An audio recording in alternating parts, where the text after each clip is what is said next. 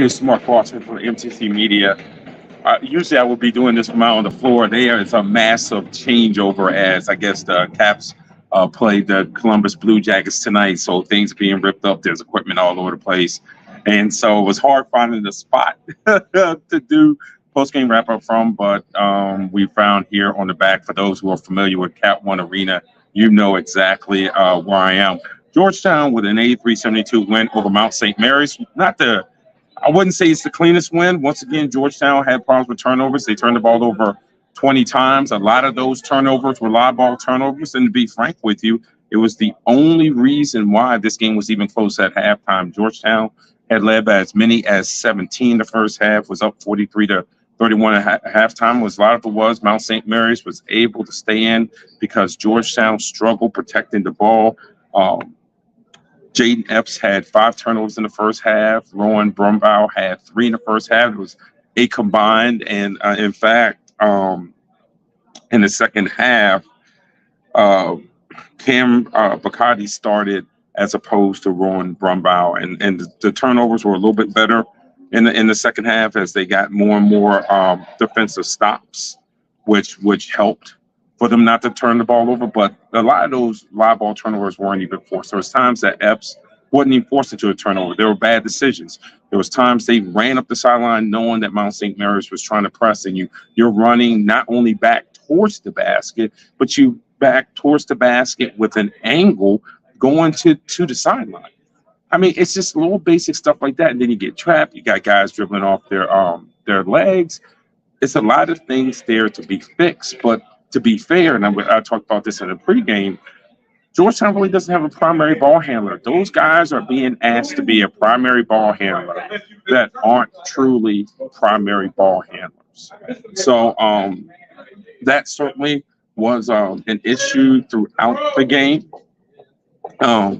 There's a couple of breakdowns in that first half, backdoor cuts, but ultimately I thought that Cooley's biggest move was in the last 2 minutes or so, going zone and getting Mount St. Mary's out of rhythm.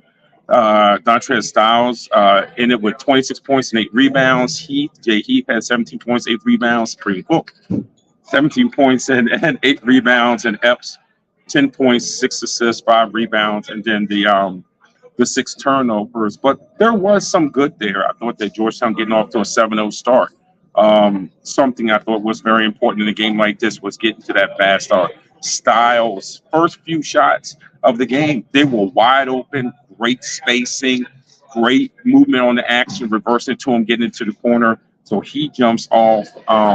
He jumps off clean, gets off to this big start, being 5 for 6, 3 for 3 early on. Then that kind of catapulted him to a good game. Now, if you get past the turnovers and you look at Georgetown from an offensive execution point of view, there's very little to complain about. For the game, they ended up shooting over 50%. It was 50.8% for the game. 30, the lighting here completely stinks. 38.4% or 36.4% from 3. So it wasn't an execution thing. It wasn't an action thing. Again, a lot of it was Georgetown shooting themselves in the foot. And a lot of it, I wouldn't even say that Mount St. Mary's forced as much as Georgetown put themselves in a bad position. But let me tell you, the actions were getting so many open looks. And then in the second half, Georgetown made it a point to get the ball early, down low to Supreme Cook, who started dominating inside, even giving more space for Georgetown's ball handlers in the half court. But it's quick turnaround. American comes here. The Cap won tomorrow at 4:30. And so that really doesn't give you time to fix some stuff. 41 turnovers the last 2 games. There is no break in between the 2 games to even address it. And even then, I don't know how much of it is addressing as much as from a physical or schematic point of view, as much as it's addressing from, guys, you're here for a reason and you're on this level for a reason. And your play and your turnovers don't reflect the level of basketball you're on. And again, a lot of it is fair or unfair, them being asked to do some things that they probably hadn't been asked to do full time on a level that's not always forgiving. but we haven't even gotten to the hard part of the schedule yet. So haven't gotten to Big East play. And then we have guys who like to sit on you defensively, or teams like St. John's who want to run it up and down and trap stuff like that. You're preparing for those type of games with these games. But of course, also you need to win these games. And I even asked Coach Cooley in the post game press conference, what do you do? Where's the balance between making sure the young guys learn, and so you have to give him some grace to make the mistakes, and also winning the game because he's here to win the game.